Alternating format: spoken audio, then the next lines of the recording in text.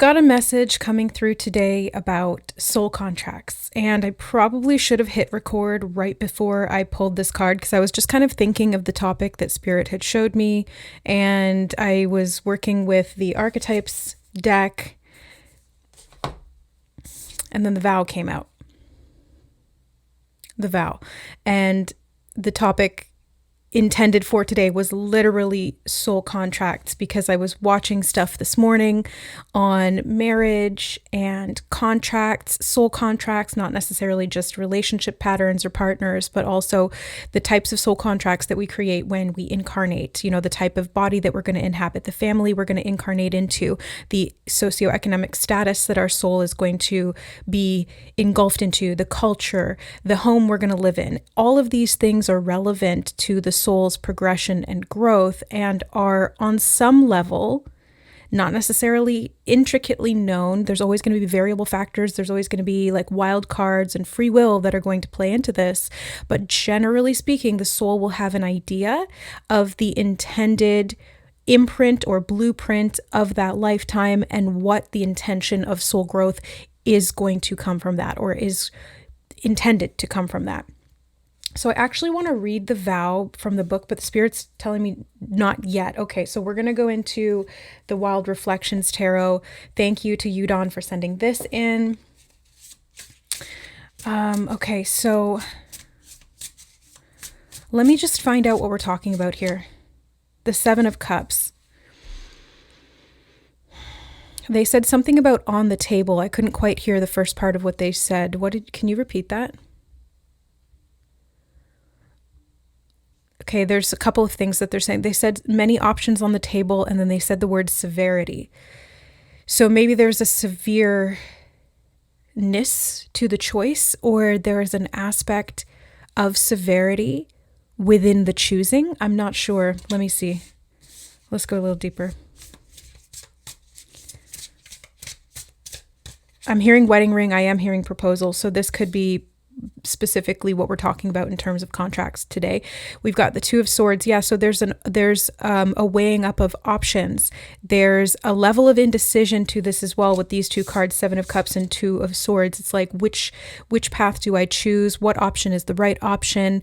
What is the contract? How do I figure out what that contract is and what I'm meant to be learning through that so that maybe I don't get roped into things that I don't want to be involved in or that would actually limit or inhibit soul growth. Because when it comes to the soul, there's no death. The only real sort of death is stagnation, getting stuck. That is soul death. So I feel like there's a period of appraisal is actually what I just heard.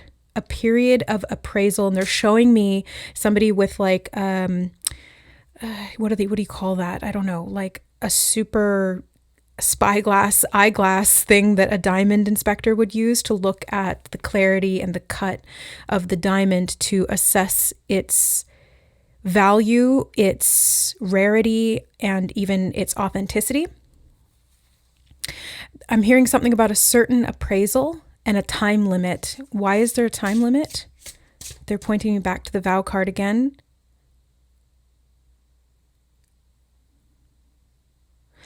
The time limit does not reserve the right to overshadow the follow through of the proposal. Propagation ensues, they said. I don't really know what that means. So I'll just keep going. The Chariot. Movement forward here. And again, there's like two opposing forces. Maybe these two forces within you, night and day, light and dark, left and right brain, masculine and feminine, need to be brought into harmony and work together to pull forward, because that's what's getting things out of stagnation here. And that's part of the actual soul contract. Now they keep showing me, they're saying the word detective, but they keep showing me that guy looking at the diamond and appraising it or looking into all of its flaws. Maybe you're looking into a partner's flaws and asking, is this the right one? Or looking into your own flaws and asking, why? What is the soul contract here? And I should say flaws in quotations, because flaws are, again, when we're looking at it from a soul blueprint level, they're intentional. We've put those there for a reason. We seeded those, planted, they said, seeded and planted. like inception ideas that have been incepted into your lifetime to help you to recognize parts of yourself that are working together, is what they're saying. Something about working together, unfolding as one. Harmony, they're showing me two paths, like ships crossing in the night, but instead of passing each other in darkness, being able to coalesce or to combine, being able to merge these two paths and have them become one, unification. This does feel like we're talking about sacred marriage. I wasn't sure. I mean, those were the things that Spirit was leading me to this morning. So I kind of had an idea that this is where we were going to go, but I wasn't sure. And now that we're kind of getting into this energy a little deeper, I can see what they've been trying to bring about here, what they're talking about. We've got the Eight of Cups as well. Okay, I heard the path to the future. The path to the future. They're saying something about merging. I heard the word entangled. Two paths coalesce, merged as one, entangled, forever bonded. Combined, combined, combined. That's what they said. But it's interesting because, first of all, we got the Seven of Cups and then the Eight of Cups. So we do have a level of progression here moving forward. But the Eight of Cups often talks about moving on, letting go, or resolving to go in a direction that is going to be ultimately fulfilling for you. And that Seven of Cups is kind of like the penultimate step right before that, where you're asking these questions. I'm hearing asking the right questions, and they just showed me the right hand, and this is my right hand. Asking the right questions, the right hand. I don't know. Oh, something about a pledge to God, pledge of allegiance, pledge of the vow. I vow, and you put your hand up and one over the heart. Okay, I vow that this is what I'm going to do. They're saying something about constructs, constructing a reality. Oh, future tense. Didn't they say something about the future with this card? When I'm channeling, it's all very like it's in one ear, out the other. I don't remember. So until I edit this and go back and rewatch, I don't know. So I'm just going to flow with it. But there's something about this Eight of Cups energy that's connected to the future, or of you moving towards a conclusion. I'm hearing culmination point, or an understanding, an awareness gained of this vow that was made. I did just hear previous lifetimes. Okay, so this could be something that goes back generations, or something that is meant to culminate now so that you can understand or see the implications that it's had and the connections to your current life and its choices. I wanted to not even your choices, like its choices, your current lifetime and its choices. Oh,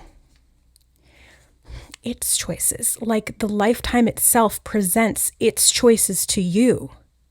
And that's the blueprint. Your aspect of free will is then able to navigate those choices, but the level of choices that are presented to you are going to be bound by or contingent upon the contract itself, the blueprint.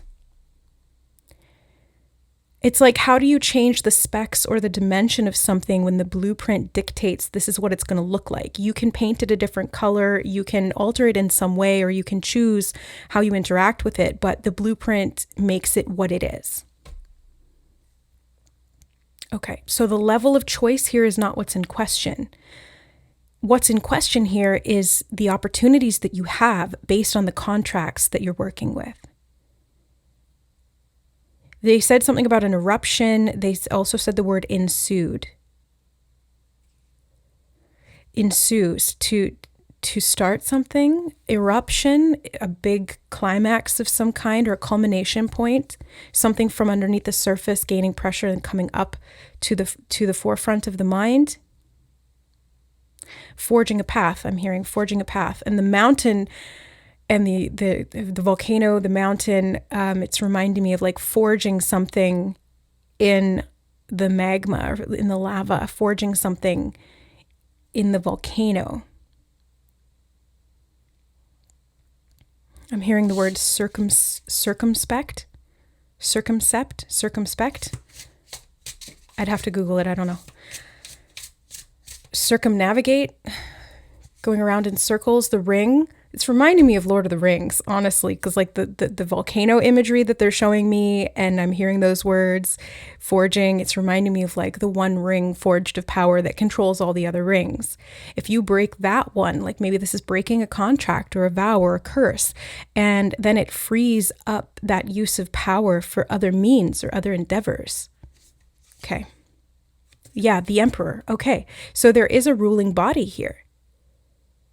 Whether this is the court system that makes this legal or not legal, whether this is your own inner authority, or this is a masculine partner or part of the self.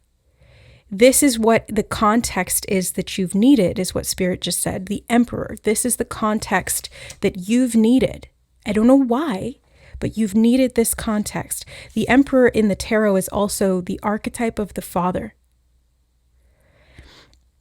And traditionally speaking, marriage was given the okay or the not okay by the father. Marriage was less about love, and it was more about obligation or business or even peace treaties, like two opposing factions marrying their children to create peace, a lasting bond. But when we're talking about soul contracts at the higher level, sacred union and inner marriage is the hieros gamos. It is the merging of the masculine and feminine polarity within the self. And this archetype of the father is the embodiment or the epitome of the divine masculine. Okay. I'm hearing ruling body. Did I say that before? They just said ruling body, and they're showing me like a courtroom with the judge, the jury. Oh, what's that saying? Judge, jury, and executioner. It's kind of like you call the shots in your life, but you're still working with the law. Can the law be changed? Rule breaking. Maybe rules are meant to be broken. Maybe not. There's certain universal laws that cannot be broken or should not be broken. The law of free will, for example. Okay. When I said ruling body, I also saw the physical body, the ruling body. Governance. I'm hearing governance of the body. God's sovereignty in the self. Okay. We have the Three of Cups. I heard compassionate communion. Compassionate communion. This feels like a holy rite of passage. This sacred marriage, sacred union, the evocation of these vows, maybe it's like a renewal of the vows of the spirit, calling you home, I'm hearing, okay, calling you home, are meant to advance you or awaken you to these holy parts of the self, although I did just hear holier than thou. So maybe there's some inner critic or judgment here, or projected judgment from this other party and part of this contract that you're needing to explore, or we as a collective are needing to explore. And it's through this compassionate communion that we can forgive, let go, understand, accept, remodel, and I'm hearing rebehave. Like change the behavior, I guess, is what they're saying. New models of interaction, I'm hearing. Based on the vows. What are vows? Well, marriage vows are basically like, this is what I vow to do within this contract. This is how I'm going to behave. They're essentially models for behavior. I guess I never really looked at it that way. Models for behavior, a sacred pact, a communion. It is literally a communion. Come union. Goosebumps. Okay. And the star, the holy star. I'm hearing come one, come all, and they're showing me the star that guided the three wise men, the Three of Cups here. I'm hearing the three stones, Something about the 3 stones. I have no idea what that's talking about. But we did, oh yeah, the diamond, the guy looking at the diamond, and you've got the diamond right there. The 3 stones of union, they said. And they're showing me a wedding band that has 1 larger stone and then 2 smaller ones that are on either side that cradle it. They're saying cradle. I'm also hearing the word natal chart, birth, the sacred union, the 2 become 1, making a 3rd, 1, 2, 3, the Trinity, unity consciousness. Okay, sorry, I'm just kind of spitballing with this. I'm trying to figure it out as I go. But the star, what they were showing me was the star Nazareth, I'm hearing, guiding the 3 wise men to Jesus' birth. Oh my God, I'm literally filming this on Easter Monday. I didn't realize the connection here between the birth of Christ consciousness, they're saying. Free will union, merging of pacts. And as I said, pacts, as in like an agreement, they were showing me packs of wolves merging together, becoming 1, no longer at war with one another. It's reminding me of that, if like the left and right brain, or there's 2 wolves, 1 light, 1 dark in your head, which one wins is the one you feed. It's like the shadow self and the light self. And they're showing me, they said dominion of power. And they're showing me these 2 packs coming together, these 2 sets of wolves, not necessarily light and dark. I'm not seeing that way. They're just like 2 packs of gray wolves coming together. The star, the inner union, the opportunity. They said reflagration. What? That's not, I don't think that's even a word. Reflagration. They're showing me a flame, and it's kind of like popping on and off like this, like a flame going on, off, on, off.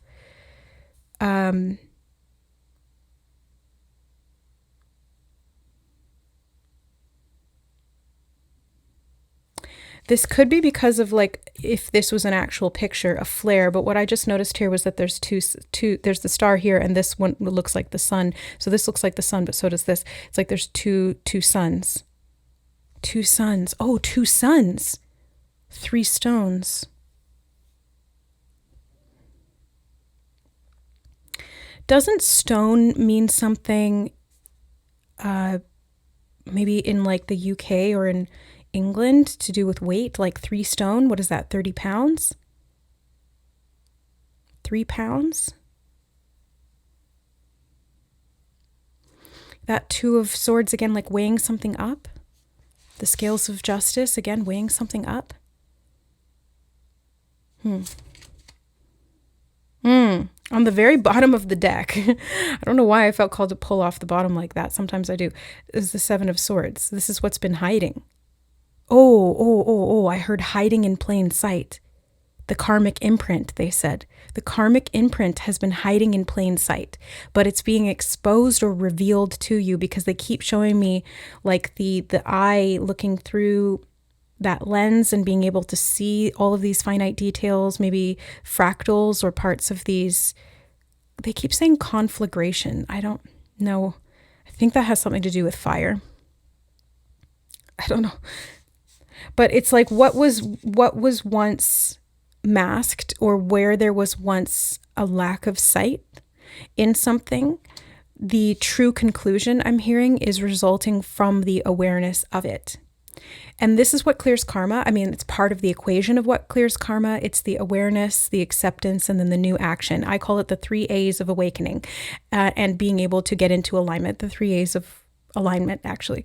It's awareness, acceptance, and new action, changed action, different behaviors. Again, maybe this is the vow that's being made. I vow to operate in this new frequency, and these are the behaviors that are a reflection of that. Reflection, mirroring back and forth within this equation. Equal on both sides. The merge is a result of that. 9 of Wands pulled off the bottom as well. They said 9 wands, 9 staircases, but they're not showing me 9 staircases. They're showing me 1 staircase with 9 steps. Hold the ramp, I heard. they're showing me somebody holding the banister or the guardrail. But I was seeing the other day stuff to do with ramps, and I was thinking to myself, because Spirit was showing me synchronicities about wheelchairs, which can often talk about disability and accommodation and parts of the self that are not functioning the way that they need to, or the way that they could, or the way that they should, quotations there, because should is a dangerous term. But I was thinking to myself, the lyrics of Stairway to Heaven. And I was like, what would a disabled person do if there's a stairway? How do they get to heaven?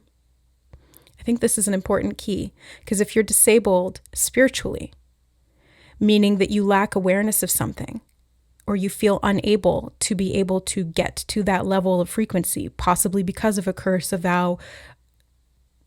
What? I just heard mansplained. Mansplained? The Emperor. The Divine Masculine. Oh, maybe this is an impartial system that has become partial due to patriarchy, or something to do with a distorted Divine Masculine. They're saying Divine Masculine contracts, and they're showing me the Christ child again. So there's this opposite. But anyway, the point I was trying to illuminate on here is this idea of soul level disability and unable to reach a certain frequency. And I was like, well, if there's a stairway to heaven and you're in a wheelchair, then there needs to be a ramp. There needs to be something that is going to accommodate you. There needs to be assistance.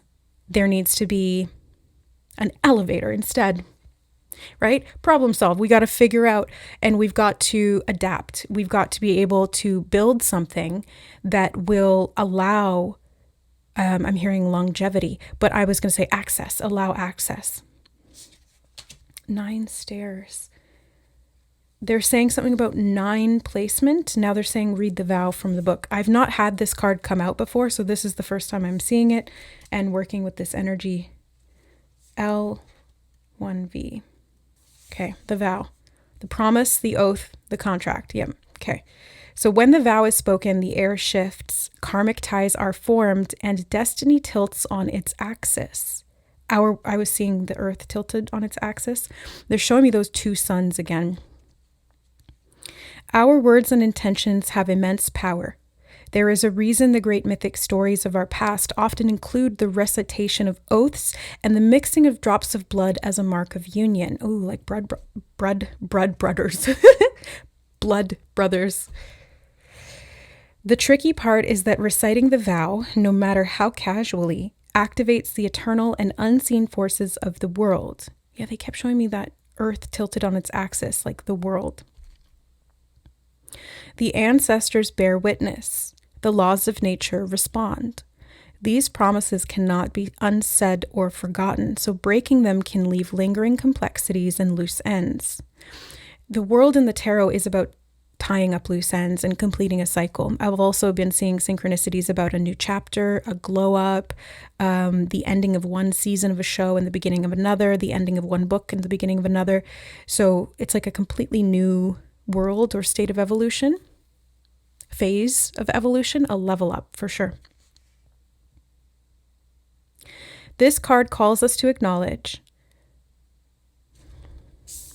I'm going to just pick it up. This card calls us to acknowledge the vow we are living by, consciously or unconsciously, and either recommit to it or create a ritual that signifies its closure. You've been underestimating the power of your promises. And as I was reading this, I was thinking about how I used to do Akashic blueprint readings. Like I did the Akashic level soul blueprint readings, and a lot of the time when I would see vows, they were literally called vows, and it's a type of soul contract. I would have to dig into what kind of a vow that was. Was it a vow of poverty? Was it a vow of obedience? Was it a vow of suffering? Was it what kind of vow? What was the energetic signature or template of it? And then I would look at that past life and the story arc of that incarnation or of that lifetime, or sometimes multiple ones. But Spirit would usually show me the one that was very kind of like it would stick out. It was like the biggest one. And we would go from there. And we'd kind of like look at how things paralleled or were mirrored in this current lifetime in terms of themes and patterns of this vow playing out. And another aspect here to be aware of is that just as it says consciously or unconsciously, the vows that we live by, sometimes they're spoken, sometimes they're not. Sometimes they are wordless vows. They are acts. I'm hearing acts of service. Okay, so not all vows are bad.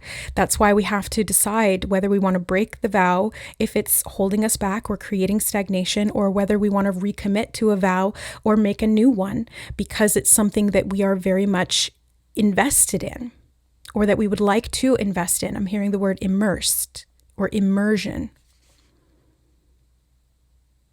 So a lot of the time when I would see soul contracts or specifically vows, we would look at where the actions of the person in that lifetime upheld the vow, meaning this was a belief that combined with the actions created that vow. And then everything after that ascribed to that energetic statement or that energetic blueprint. And so to change it, bring awareness to it, accept it, understand it, and then be able to change the behaviors, because that changes the vow. When light, this card says, bearing witness to the shift toward destiny. When dark, it is unconscious vows, unkept promises, and messy karma. To go deeper, learn the yamas, the first vows of the seeker. I'm not familiar with what those are, but this is what the book recommends. Think of the last promise you made. Was it to yourself or another? Has it been upheld or broken? And anytime the energy of the vow is present, we are in the archetypal realm of ceremony and ritual. That means time stands still and anything is possible. I think that's a beautiful thing, but it can also be overwhelming when we're talking about these possibilities here, like in the Seven of Cups. It's like there's multiple different ways that this could go. There's a lot of ritualistic things that are going on here within the self that need to be looked at and understood. I'm hearing make an offering, and they're showing me those three wise men bringing, what is it? Frankincense, myrrh, and gold, or something like that. So maybe there's an aspect here of yourself that requires an offering to remove a blood pact or a sacrifice or a wound that's connected or tied to old karma.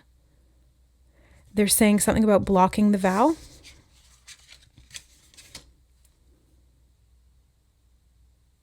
I just heard vow of poverty for someone in this collective drawn to this reading. It's not for everyone. It's very specific. A vow of poverty needs to be reclaimed and held in sovereignty, is what they just said. Reclaimed and held in sovereignty, meaning that you are no longer, I'm hearing unbidden, okay? But you're no longer controlled by the unconscious nature of that vow and the poverty that blueprint makes available as the options in your life. Like it limits the options, basically. It's like, this is what you have to work with. It's not a lot, but that's the vow of poverty playing out in that imprint. And so recognizing that and clearing it by stating your own sovereignty and being able to offer these gifts to the self is what it looks like. It's like a gift to the self. And they're showing me a cornucopia. I was seeing that synchronistically over the past few days. Cornucopia represents abundance, harvest. Yeah, they're saying offering again to counter the offering of sacrifice that was made. An offering of true love and abundance requires nothing of you, but gives everything to you, to the self, they said, to the self. I want to grab something from the Woodland Warden's deck. Oh, of course. Wisdom. Wisdom. The owl and hop. I heard hop, skip, and a jump. So they were showing me stuff to do with hopscotch and skipping. Hopscotch blocks built out. You have to hop on one foot to get to the end. I don't really remember the name or the origins of the game, In a previous reading, there was something about like calling out the name of the game and then it clears it or it gets you out of it. The reference was to Jumanji, the second one, where they have to call out Jumanji after they put the stone in the jaguar's forehead, the third eye. Again, awareness, being able to see something, foresight, the future, the wisdom, the ability to see in the dark, the owl. I heard Hedwig's Herald. I'm a huge Harry Potter fan, but I don't think it's to do with that. I would have to look up the origin or the etymology of the name Hedwig. Hedwig's Herald. Is it connected to Athena? Is it connected to insight or wisdom? I'm not sure. But back to the hopscotch. They were showing me stuff to do with hopscotch. They said hop, skip, and a jump, which is kind of like a way of saying short form that it's not that far to get there. It's easy to get there, even if it's a little bit complex or seems initially complex. Ooh, I like that. Thank you. Spirit said, on silent wings, truth flies. On silent wings, truth flies. And the owl does fly silently. They have special feathers. I don't know how it all works. I'd have to research it more, but I know they fly silently at night. That's what makes them great attack predators. But there's also, they were showing me flying silently, and they were showing me an arrow being shot. Oh, the arrow. They said Cupid's bow, not Cupid's bow, Cupid's bow. The bow of a ship or a bow? They said humble acceptance, and a bow can be about like a show of respect. I hope this is making sense to you, because this reading feels like there is a theme to it, but it's like a little all over the place, and I'm trying to figure it out, but hopefully this will make sense, or it will make sense later. Now, there's 4 other cards that came out, and I feel like we should look at them. Yeah, okay. The Fox and Ivy, adaptability. This is a big theme here, being able to adapt to change the status quo. There is something here about breaking the rules, but it's more so like bending them, and they need to be flexible. The rules need to be able to bend. That's what makes them strong. Like trees that grow up with no wind, they're not able to bend, and so they break. Trees need to be flexible, stable, anchored, strong but not brittle. That's a message that's been coming through in a lot of readings. They were showing me stuff to do with brittle strength. So when we add flexibility, that's what makes something truly strong. They said flexing your spiritual muscle, and they said integrity.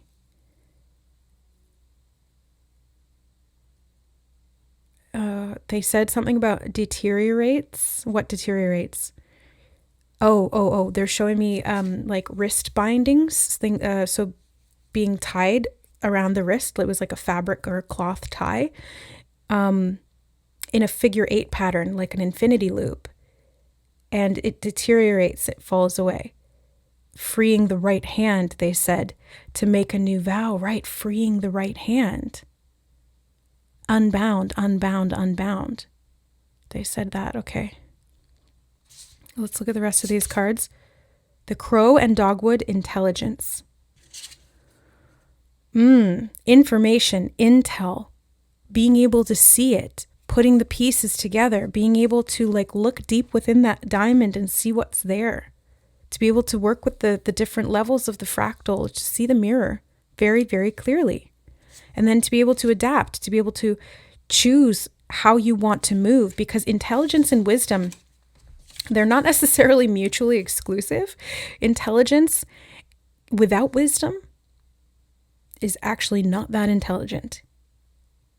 And wisdom built on intelligence is extremely stable and long-lasting.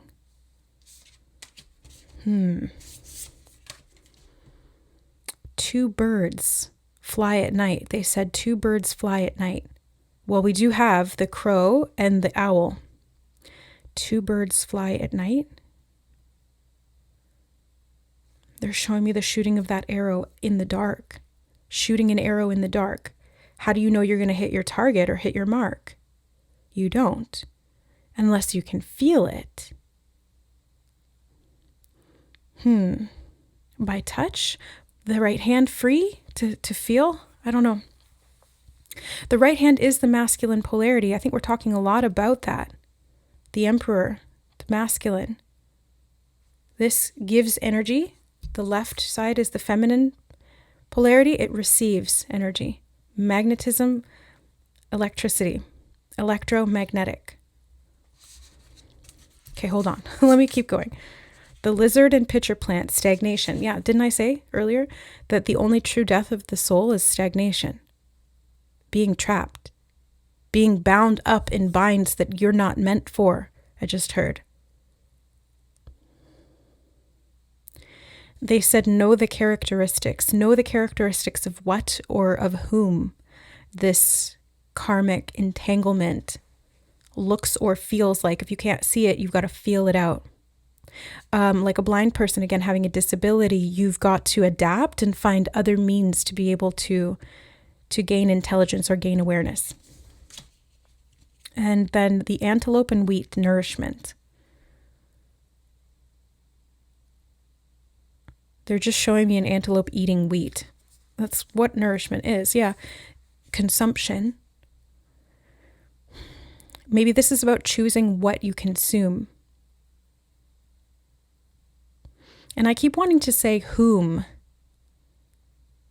Like who, the owl. Whom. I don't know. What do you mean whom?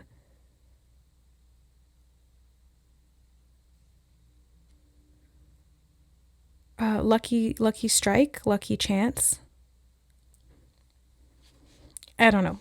This reading is one of those it's going to leave me like scratching my head, I can tell, but I'm going to look back at this later and it's going to all make sense. And I know that because I've seen this happen before. Like I know this pattern. I know what it feels like when I'm doing it and I know what it looks like after. So I'm just going to go with it. I'm just going to trust the process. And maybe this is even how you feel. Maybe this is a message for you. Like it feels kind of all over the place in the moment, or you get bits and pieces of clarity, but you're not sure how they fit together. And then when things start to fall into place, or you start to see the bigger picture there, or analyze the details in a particular way, you're able to then see what needs to happen. Okay, I was not expecting that. We've got the vase, secret admirer from the tea leaf oracle. I just felt called to mention that all of these decks we're using today were sent in by subscribers of the channel here and on my other channel, It's Tarot and Beyond. And that is kind of like the form of a secret admirer. Like I don't know those people directly, but I so appreciate that they were willing to donate decks for us to work with here and to be able to deliver these messages. So there's something about an offering, again, like the three wise men. Bringing gifts. They didn't know Jesus, they just brought the gifts because they heard the call.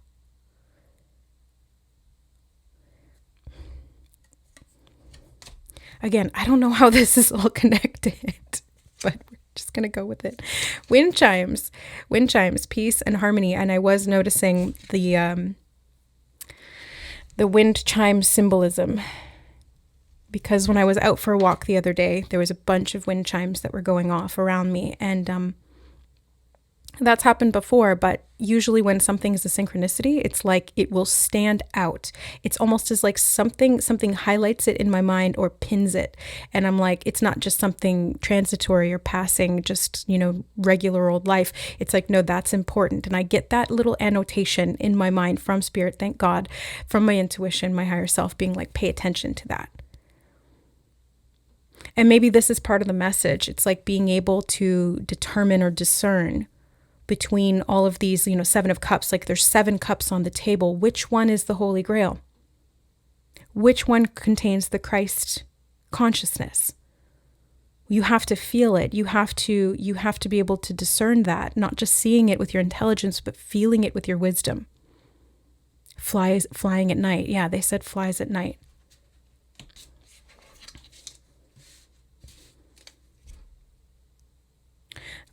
I heard what flies at night comes out all right. What flies at night comes out all right. Okay, I'm going to start closing out the reading. I think we will do an extended for this one because there's so much more that I feel like we need to unpack here. So, yeah. Boot, increase your efforts if you want to achieve your goals. Increase your efforts if you want to achieve your goals. So there's an opportunity here, and I think that's what I want to look at in the extended is what is the opportunity here within this vow, within this contract, within the clearing of it, or the adaptation of it, or the creation of an entirely new foundation or an entirely new chapter, book, series. Oh, I heard aspect of self.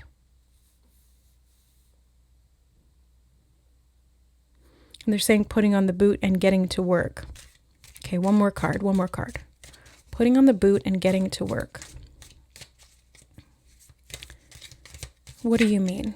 Like the legwork. Oh, we got the star again. Okay, there's another card that just fell out as I held it. Oh my God, there's two more. Okay, so there's 3 more cards. We're going to look at those in the extended, but we'll look at the star here to close out this aspect of the reading. Guaranteed success. So you do have the star here twice. Again, 2 stars, right?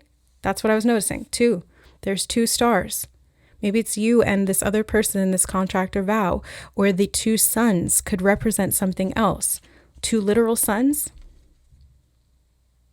No, I'm hearing 2 stars in the sky.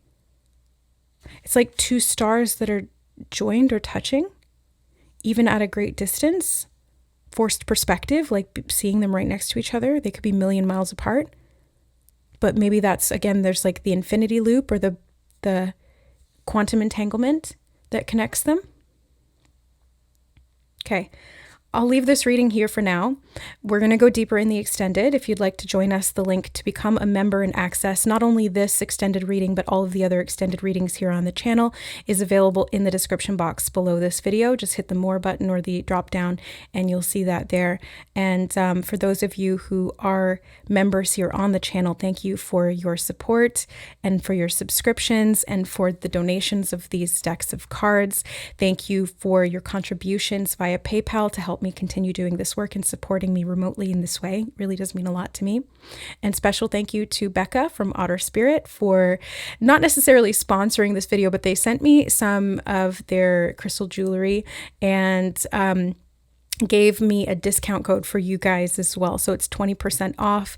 The link to otterspirit.com is in the description box, as well as the code for that promotion. If you're interested, you can check it out. They have lots of crystal jewelry and it helps to save wildlife in, save otters specifically in the California area, I believe. Yeah. So guaranteed success. Let's go into the extended. I love you guys. Thanks for being here. We'll see you in the next reading.